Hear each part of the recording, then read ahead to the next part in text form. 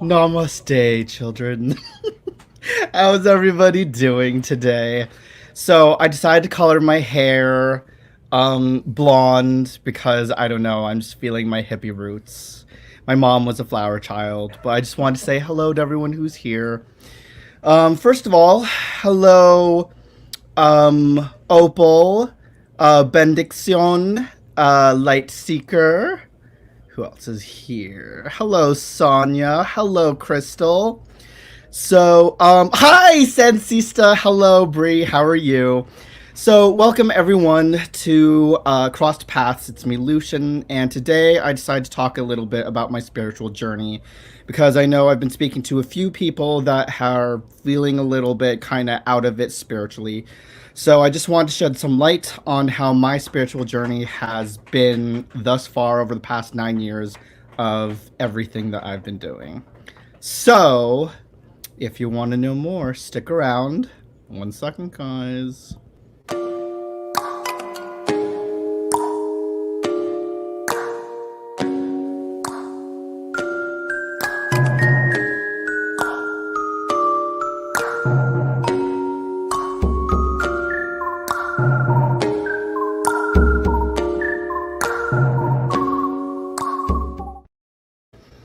Nah, Corona, keeping me stuck inside. I've been singing this all bloody morning with Dave, and he's just like, seriously, it bugs him when I sing. But thank you guys. It's just so I love my new hair. I love it. Just kidding, at the wig. You all probably knew that because like, hello, my hair doesn't go from like shoulder length to all the way down to here. But anyways, let's get started. And if you guys have any questions for me, let me know throughout. Ask them in big bold letters. So, let's first start off with what I've been practicing over the past few years. So I have been practicing voodoo and hoodoo for about 9 years now, and for the past probably month and a half, I have been studying Lukumi. Sorry, I don't know why it took me 5 seconds to figure that out. Hi, Lisa. Hi, October. So, what got me started in my path? So, how it all began was I obviously over when oh my god, when I was first born. Let's start there. Growing up, You weren't born, you were hatched from an egg. your mom was hatched from an egg, Dave. I think she was. No, so I grew up going to church like a good little Christian kid. I'd go to Sunday school with my brother, and then we were kicked out because I apparently kept on doing this the wrong way.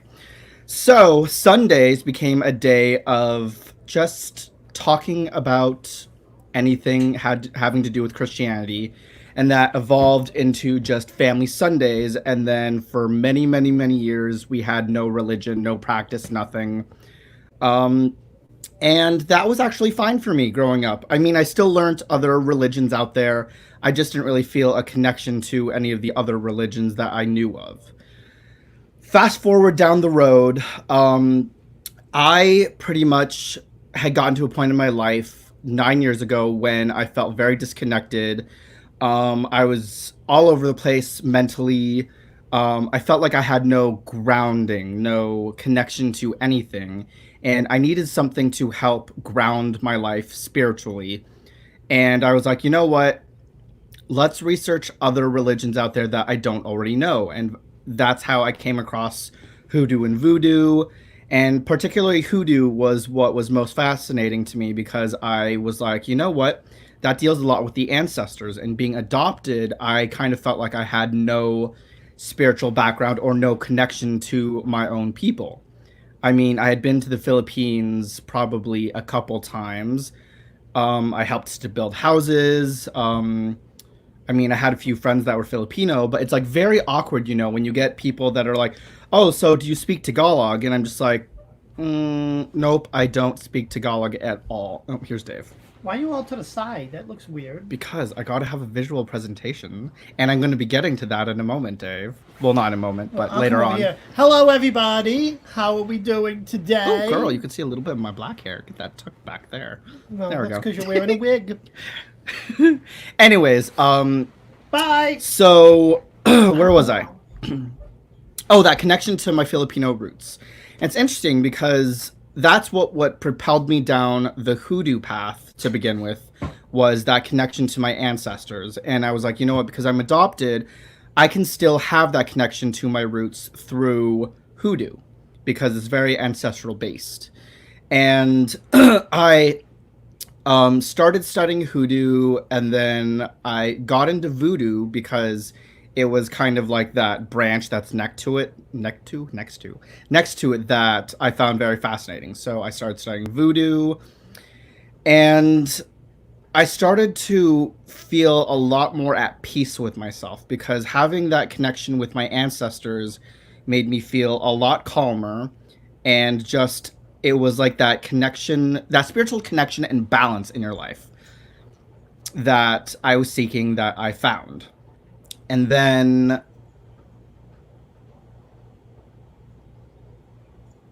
sorry, I'm like trying to figure out what I was gonna say. Awkward. Hold on. If all Aborigine, why aren't all people Aboriginal? That's a good question, Darcy. And hi, Darcy. Hi, Walk My Path. Hi, Lori. Um, so that's how I got into voodoo and hoodoo. Plus, because I was also doing some research in Filipino witchcraft. Because one day I was just super super excited about it, and I was like, you know what? What is going on with the Filipino aspect? Like, what do they practice over there in the Philippines? And I found out that they practice kulam, which is a form of Filipino witchcraft that has its roots, and it's kind of like a blend of voodoo in there. I'm not really sure how, but that's what I remember reading. So I found it actually very interesting that I was reading about Kulam with its influence in voodoo, and I was like, well, that makes a lot of sense why I was drawn to voodoo out of all the other religions out there, because I was like, you know what, it's in my blood naturally. So I found that actually very, very interesting. And thank you guys for the look. I was just like, you know what, let's try something different today. What's the Filipino? It's called kulam. Um, and so that's where I got that in my blood. Found it very fascinating. Been studying voodoo, hoodoo now for many, many years. And then just recently, I had another huge shift in my life. And it was kind of those shifts that make you then reevaluate your spiritualness. And I was like, you know what? I've been studying voodoo. I've been studying hoodoo for so many years that, well, I don't know, Bree, but that's what I've known it to be called. Um, it may be something else, but I'm not really quite sure. I'd have to look further into that. But I'll tell you, it's super hard to find information on Kulam. Um, so squirreling out. Oh, that's what I was talking about. So why did I switch my spirituality? So I switched it because I got to that point in my life where I felt like things were becoming stagnant. It's kind of like, you know, that moment in life where you're like, you know what? I need something um, different in my life, and I needed a huge change. And I mean, I already knew a little bit about Santeria. I knew that it's similar to voodoo, two completely different practices. But I was like, you know what? I already know a little bit about Santeria, so let's switch over to that. And it was that set me down the path that I'm on now. If you are Chinese descending living in the Philippines, are you Filipino? Yes, I am Filipino by birth, but I was adopted. Also, duh, I'm adopted. That's the reason why I was searching for. Oh, I think I already said that, a connection to my ancestors. So I was adopted at a super super young age with my brother in the Philippines, and we both Grew up in the States most of our life. We did travel around um, a bit overseas, so I'm not really going to go into huge details of where we've lived, but it was really that moving around that you kind of don't get to make a lot of connections. So I think that's half the reason why I felt like I didn't really have much of a spirituality, because I was experiencing all these cultures around me, but I wasn't in any one place long enough to actually say I am a part of that spiritual process. So I think that's actually the reason why I got into where I am today. But so that's my little history. Let's talk a little bit about this process that I've been going through. And as we all know, spiritual process, it's a lot of ups and downs. Um, and oh, what did you want to find out about Bree? Um, what was I gonna say? What was I just talking about, you guys? Squirrel moment. Oh, so a lot of people. Okay, my process. So over the years, as we all know, your spirituality can go up and down. There's a lot of moments of aha, I feel brilliant, I know what I'm doing, and of course, there's a lot of moments where you really doubt yourself. And this whole process has been interesting because obviously, up until now, a lot of people are like, oh my God, you're so knowledgeable. You know a lot of stuff. But guys, the truth is, it takes a lot of years to get to where you're at today.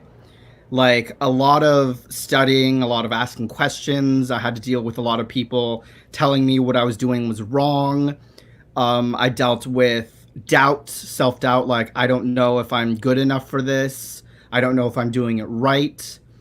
But the truth is, for me, spirituality comes from the inside. I mean, yeah, people can tell you there's a certain process of how you do something, and it is important to respect that. But at the same time, you have to realize that spirituality comes from within. It took me so long to realize that keeps it stepping, Thor. Keeps it stepping. I'll just let him chill out behind me, I guess.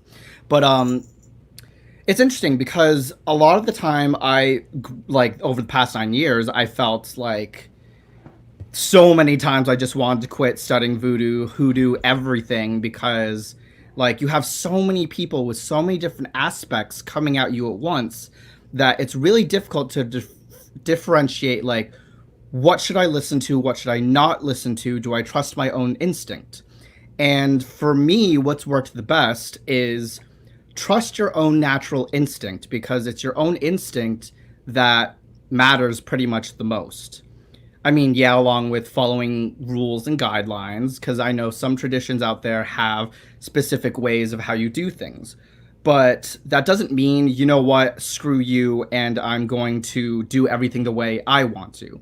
It's all about, as my godfather told me many times, it's all about the journey. It's not about how quickly you can get to the end and become that master of knowledge. Um, and it's interesting because I have been in that, I've gone through that entire journey with voodoo and hoodoo. I, even to this day, don't feel like I'm a master. I'm still continuously learning. I learn things every day that I didn't even realize before. Like, there's so many different ways to make a certain oil. There's so many different ways to make powders. And I know along the way it can get very confusing. You see all these recipes, you don't know which one to follow. But you know what? For me, the part that I love it the most is taking those recipes and then changing them to alter a recipe that works for you in the end.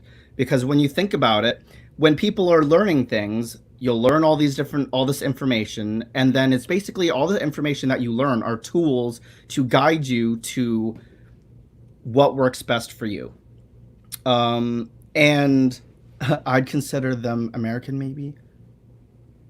Yes, so I am American. I have an American passport. I lived in the US most of my life, but by birth, I'm Filipino, if that makes sense, you guys. Um, and so right now, I am kind of in that phase where it's kind of really weird, to be honest, starting all the way back over again and being in a couple people's shoes that look up to me and they're like, "Oh my god, so you seem to know so much and I'm the one giving advice." And I'm like, "Oh, don't worry, you'll get to where I've been. There's a whole journey." But I'm like all the way back at the beginning again studying with Lakumi. But you need to remember that there's those people that really come into play with your spirituality as well, because when you are at your lowest, you have those people around you that have been in this longer and they're like, "You know what? You don't need to worry about where you are." And that's why I thank my godfather, who's here, Lightseeker, for probably the most amazing month and a half that I've been experiencing. Because even though I feel like such a total noob in Lakumi Santeria, he has been there my entire way to help guide me. He answers all my 50,000 questions I ask him. And he's always there to constantly remind me that it's okay to ask questions. It's okay to doubt. It's okay to be afraid. It's okay to experience things that you're not quite used to. I've gone all the way back to the beginning again.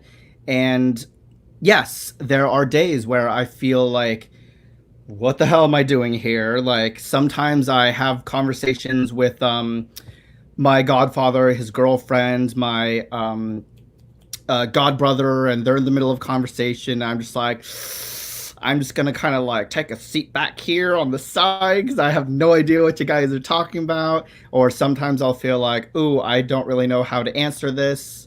And you know what? Sometimes that's okay, because even if I might be quiet sometimes, I'm still at least absorbing information. And earlier today, my godfather told me, like, you know what? Even for the fact that you just started out, you have progressed so much in the month and a half that I have known you. And he was like, you have been a sponge, you've been absorbing things, you understand things super quickly. And those are the things that people forget, to that you need to look forward to. It's those moments when the light switch comes on and you're like, aha, now it makes sense. And it's okay to be afraid. It's okay to be scared. The past month and a half, I'll admit, I've been doubting myself.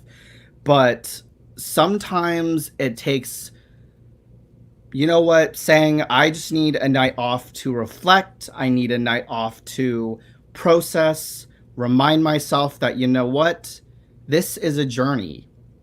So it's been a very interesting journey. And do I regret anything that I've been doing?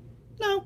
Have I learned things? Absolutely. Have I made mistakes? Yes, that's the whole point of spirituality, is to make mistakes, to learn from them, to learn knowledge, to understand how things work. And that's the one thing that I love about spirituality and religions out there, is everyone has different views of how they do things. But in the end, everything is connected. Everything has a purpose. And I say, trust the process, but don't lose yourself, because a lot of the time people tend to lose themselves. I felt like I lost myself a little bit in the past month and a half, because I've been scared to let go. I've been scared to think that, you know what, I have that capability to be as great as my mentor. And it's that self-doubt. Yes, Kitty? He's so weird. He's like staring at me. What? Go be weird over there. That has propelled me forward. And this was the reason why I wanted to create this video, guys, out there, because there have been a few people, I'm not going to mention names, that have been like, you know what, I feel like I don't know as much as you, Lucian, and Hoodoo or Voodoo. And it's okay to not know as much as me. It took me 9 years to know what I know. And do I still know everything? No. That doesn't stop me from what I do. That doesn't stop me from reaching my potential. And this has probably been, that's the one thing I always forget, you guys, is that journey. I can't stress the journey, and having those people around you that support you, that are there for you. And that's why, honestly, I love my padrino. I love his girlfriend, Bree, because they are full of knowledge and they know what they're talking about. They're there to guide me. and I am absolutely grateful for them. No, I'm not gonna cry. But no, what I am gonna do is take this damn wig off because it's hot as hell. Ugh. Take my hair down because I had to tie it up. Ooh, Lord, child. So, that is pretty much my spiritual journey. Damn, that only took 20 minutes. So, does anyone have any questions for me before I kind of move on to this little thing? Actually, Bree and Mauricio, since you're in here, do you think it's okay to talk about this little thing behind me? Because it kind of ties into the whole spirituality of what I'm going to continue on in a minute. Ooh, yeah, it feels so good to rip that wig off. Let me... Dude, you have no idea the rabbit hole, right? The struggle is real. Let me scroll up and see if there's any questions. None at the moment.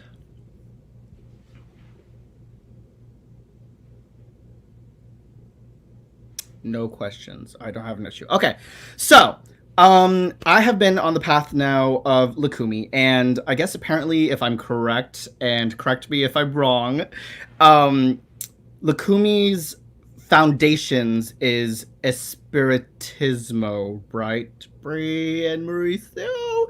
And it's pretty much this back here. This is where it all begins. And what is that, you might ask? What is this little setup that I have right here, right over there? So, what I have set up right here is my Bovida. And what goes on my Bovida is we have between 9 to 7 glasses. I think, does that include the center one? So there's, well, okay, let's just go based off mine. On my Bovida, I have, oh geez, 1, 2, 3, 4, 5, 6, 7 tiny glasses and 1 large glass in the center. Now, the reason for the glass is because it represents a focal point for your spirit guides, your ancestors. It also can be used as a means of communication, hence the water inside. And then each of those glasses represents a faction of your spiritual court. Now, they can be ranging from a... And this is different for every single person. Every single person's Bovida is going to be different. They could represent, like, a faction of the Filipinos that represent me, the Irish, the Indians, the African Americans. Each glass represents a different faction. Now we have the candles on either side because, okay, so each part represents an element. So we have the water, obviously representing water. We have the candles, which represent fire. And then behind here, I actually placed some crystals on one side because it represents earth. And then the flowers represent an offering. And then usually before I start, I will light up the cigar here and blow it on the Bovida because that represents the element air. And then, of course, on my Bovida, I have my bell that I ring. I have a shot glass to leave an offering of rum. I have a candle snuffer to blow out the candles because we do not blow the candles out. We either snuff them out with a candle or a snuffer, or you can just use your fingers, like, you know, you just lick your fingers and then just kind of like put the candle out that way, but you don't blow the candles out. And then, of course, we have the religious icon, the cross. And a lot of people are like, ooh, the cross, that's Christianity. But in Espiritismo, the cross actually represents the 4 directions and the 4 elements. So we have, obviously, north, south, north, south, east, west. I don't know if I just did that backwards. And what else can I talk about? Yeah, so basically with a Bovida setup, the purpose of the Bovida setup is to talk and build that connection with your ancestors and your spirit guides, because in Lakumi, they play a huge part in your work. You always call upon the ancestors first. The crossroads. Yes, thank you. The crossroads. And the crossroads, as you guys know, is the gateway between both our realm ooh, and the spirit realm. Usually in Lakumi, it's guarded by um, Elegua, and then in Voodoo, it's usually guarded by Papa Legba. Um, so Bovada Foundation, connection to ancestors. Because a lot of the time, people get interested in Lakumi and they hear about the Orisha, and who are play a big role, but they are not the ones that you actually go to first when you're doing rituals. A lot of the time, people will think, "Oh my God, Lakumi is so cool! I want to call on the Orisha for all of my problems and issues." But that's actually not really how it works. The reason for the Bovada is because in this tradition, you call upon your ancestors and spirit guides first and foremost. They're the ones that actually deal with all your issues. If they can't handle it, then you ask the Orishas, first being Elegua, and then if he says, sure, go ahead, then you can talk to all the others. But yeah, that's basically what my spiritual journey for the last month and a half has been. It's been pestering Bree and Mauricio a lot about my millions of questions, and mostly just been working on building that relationship with my Bovida. Um, oof. And honestly, it's pretty awesome so far. An unexamined life is not worth living. Time spent is never regained. Exactly. So don't spend your time doubting yourself. Don't spend the time questioning whether or not you're meant to be in whatever spiritual practice you're in. You're there because you were drawn to it for a reason. And as I said earlier, and I will say over and over again, because it's the best advice my Padrino has given me, is that it is about the journey. It's not about the end game, as a lot of people think it's about. If a Canadian woman has a child in Japan, isn't that child Japanese? Um, well, Darcy, it kind of depends because it's kind of the same situation with me. I was born in the Philippines. Yes, I'm technically Filipino by birth, but I never really spent enough time in the Philippines to really consider myself Filipino. I feel more American than I do Filipino. So, I mean, it really depends. It depends on that person. Some will say, you know what, I was born in Japan and I am 100% Japanese. And some will say, you know what, it's not by ancestry. Wait, what do you mean, Brie? Um,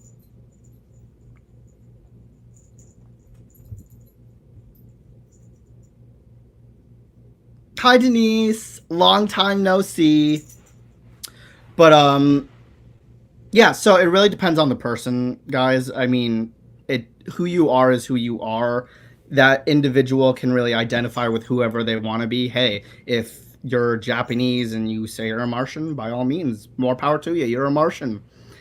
Um, by blood versus legal. So by blood, I'm Filipino. By legality, I am American, if that makes sense. Because I mean, I know nothing of my own. I know that's really sad. I probably should, but I don't really know much about my own culture, which I should start knowing more about that because I feel very embarrassed that I haven't really spent much time actually studying my own heritage.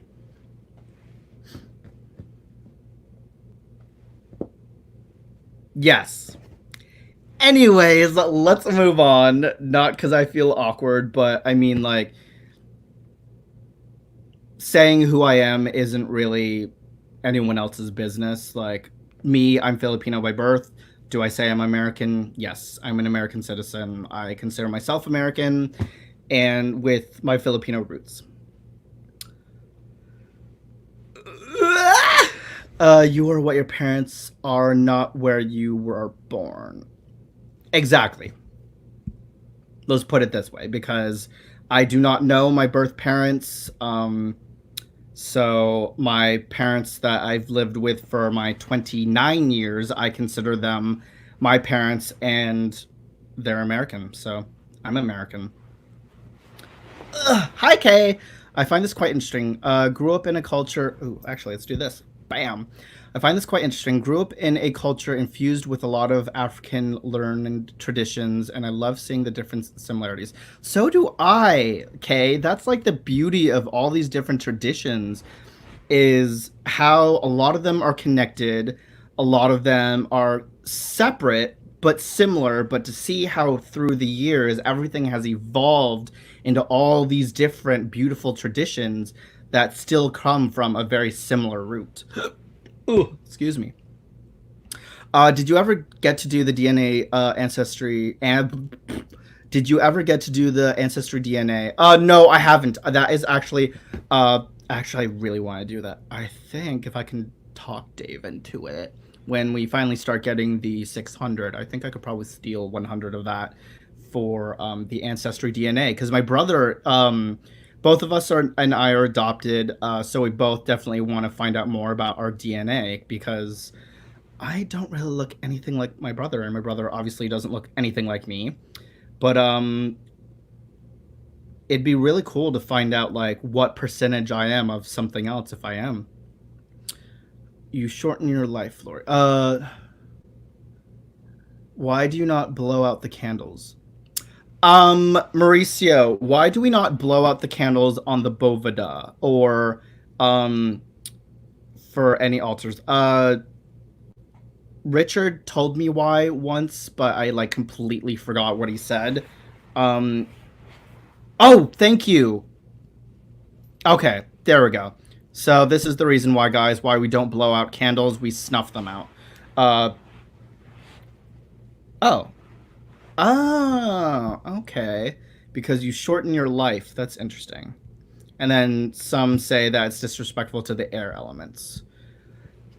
Um but yeah. So that is my spiritual journey. Anyone have any more questions? Because I am out of things to say.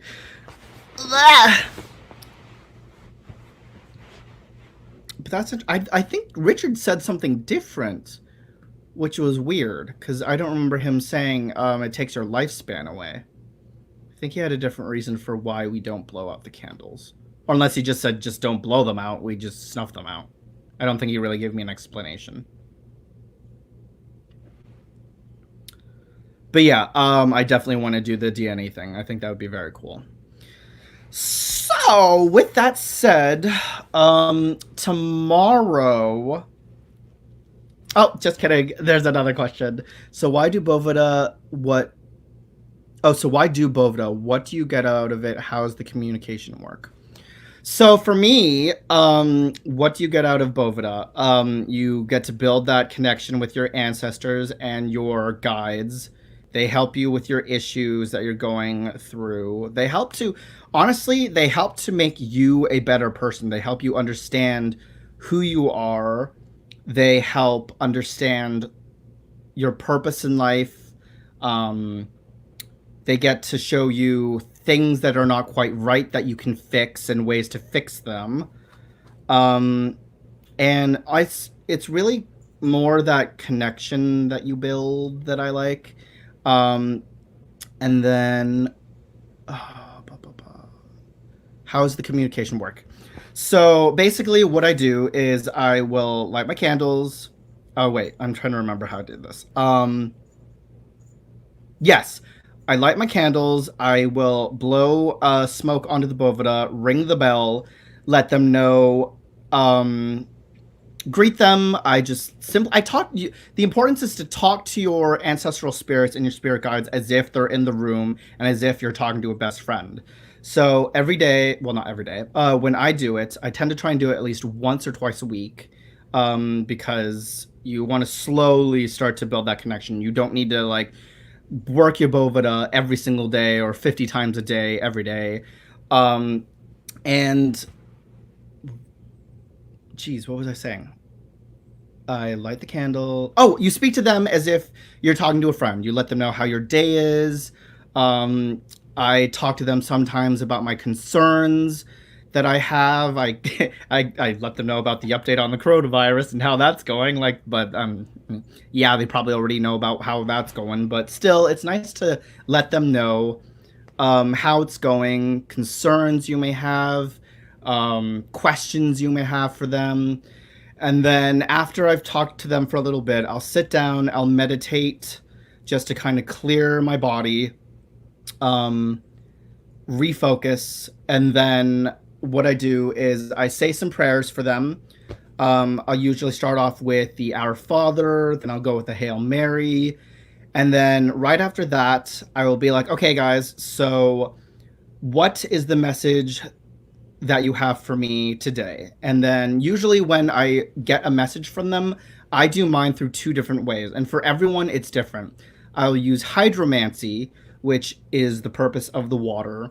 I will simply gaze into the cups and I usually get visions of either who my spirit guides are or of something else. Usually it's a vision of like maybe kind of like when you're watching TV and you see like a flash of like something that happens.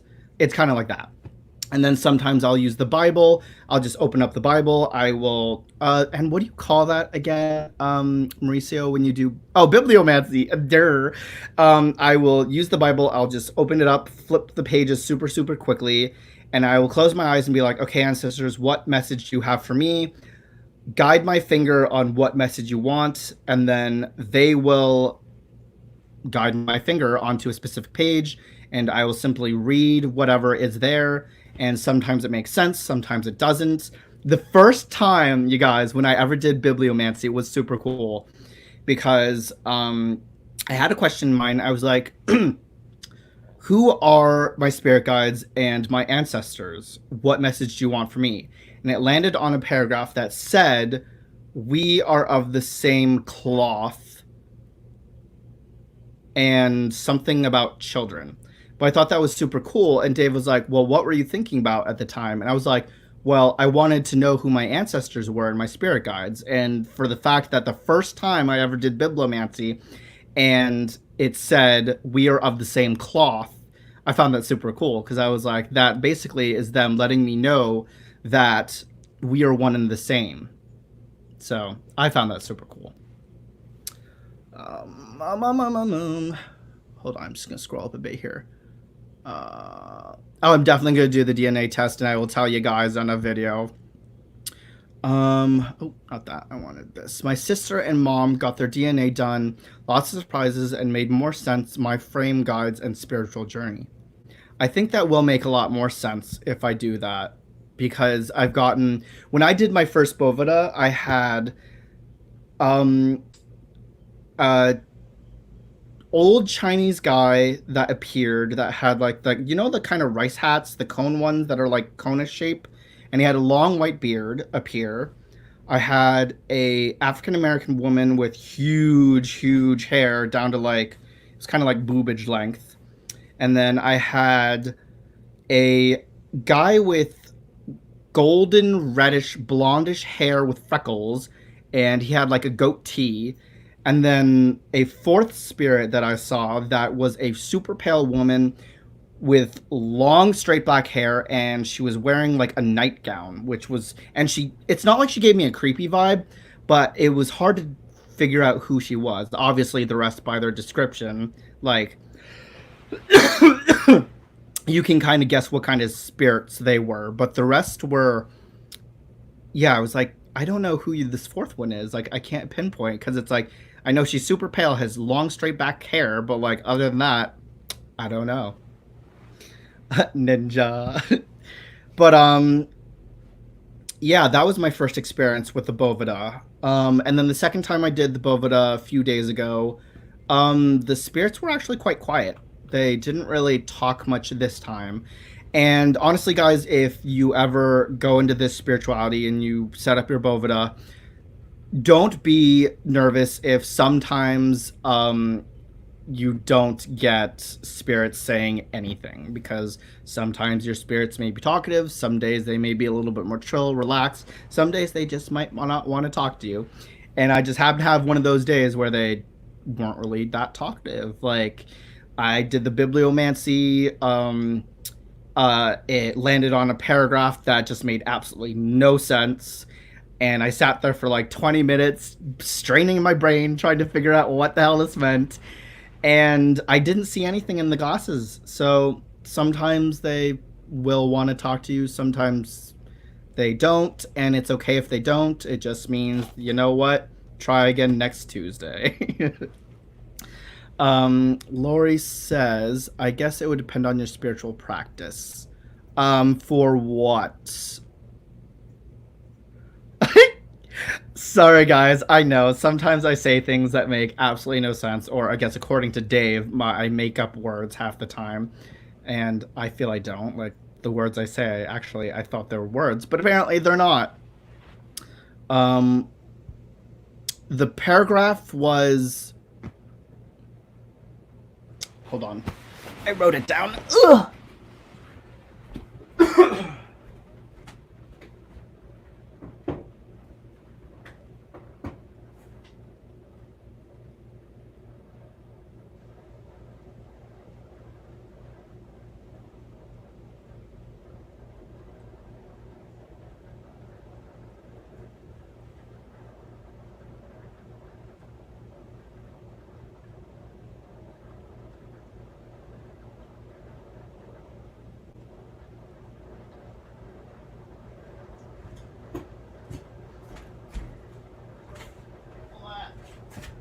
Okay, I'm back, guys.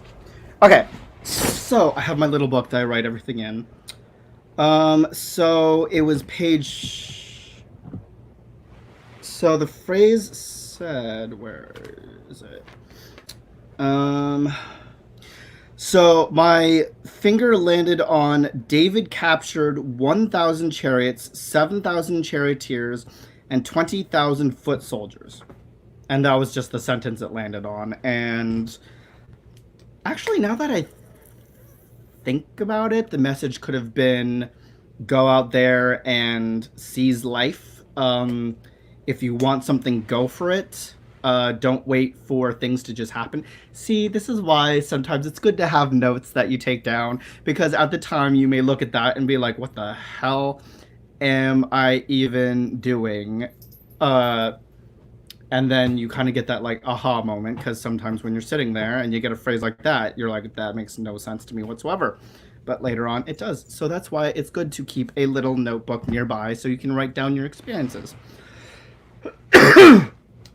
Denise said, Lucian, did you move? I've never seen this background. Nope, it's just a different part of the living room. Usually we see... Oh, actually, here. I will swivel you this way. That is what you normally see. So I literally just kind of came over by the door this time. Because we did some rearranging, and this place looks fabulous! And I finally set up my Bovida over here, instead of on the large-ass kitchen table, because that was the only other spot. So I actually had to move this table thingy from over there to over here, and then I had to rearrange a couple other things for everything to fit. Yes, that's the front door. What were you asking? Yeah, it was just a general message at the time, Bree. It wasn't anything specific. I just simply was like, what message do you have for me today? Oh, actually, you know what? Now that I think of it, do you think they could have been foreseeing my doubts the past few weeks, you think? Because, I mean, that kind of does, now that I think about it, that message does make a lot more sense in terms of, like, not doubting yourself and going for what you want. You have the tools to succeed in whatever you want, now that I think about that.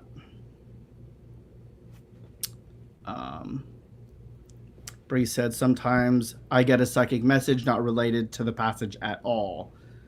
So, yeah, I mean, that could have been a... Did it say David captured? Yes, I believe it did. Let me just go back to that page again.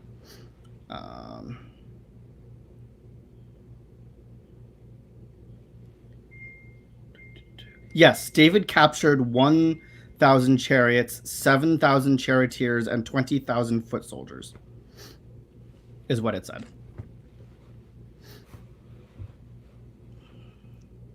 Oh my god! You're right! Oh wow, I didn't even see that. David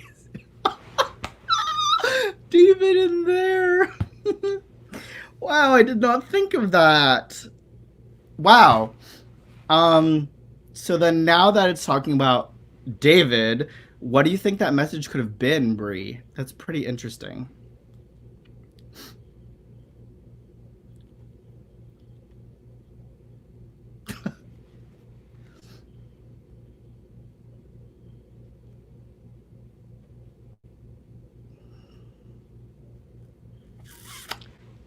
This is the awkward part waiting. Oh, I don't know. Yeah, I didn't even make the correlation of David and my husband David, so but no, no, it probably could have been like rely on Dave. More like Dave's there for you when you're feeling low, when you feel like you have all this. Because do you think these soldiers could have been like all my fears and doubts that are like weighing me down, and then um, it's saying like Dave can help relieve some of those fears and doubts that I have, something like that. Yes, or just so all these soldiers all need to be commanded. Yes, exactly. Anyways, um, she was Palestinian and he was a descendant from David, the boy who slew the Palestine giant Goliath. Oh, interesting, Darcy. Um, candles. What about candles, Lori?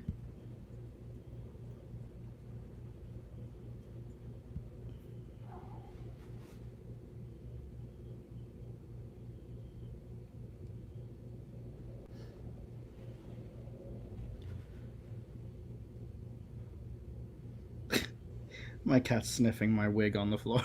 He's like, what the hell's this dead thing? Come here, bubbies. Come here. Or go up there. um, well, with that said, I think I might wrap this up a bit so it's not too long. But Riley, come here, bubs. Come here. Come here. Come here, baby. Come here. So, oh yeah, yeah. Um, so tomorrow, or just go back up there. Gets to stepping. So, come on, bubbies. Come on. You're. Oh my gosh. Um. So tomorrow, what I'm thinking to do is a pre-recording of my own version of a protection ritual. I'm going to show you step by step of how I make my powder from scratch, and then the whole process of the ritual itself. Um, and that I think tomorrow I'm going to pre-record and then have that up by the late afternoon. But yeah, other than that, that is my spiritual journey with my spiritual cat who won't leave my spiritual altar alone. Um, but yeah, with that said, if anyone else has any questions or not, I'm going to hop off. But yeah, so hope you all have a good rest of your afternoon. I hope you learned something from this, and had a lot of fun with it. And I will talk to you guys tomorrow with the protection ritual. But yeah.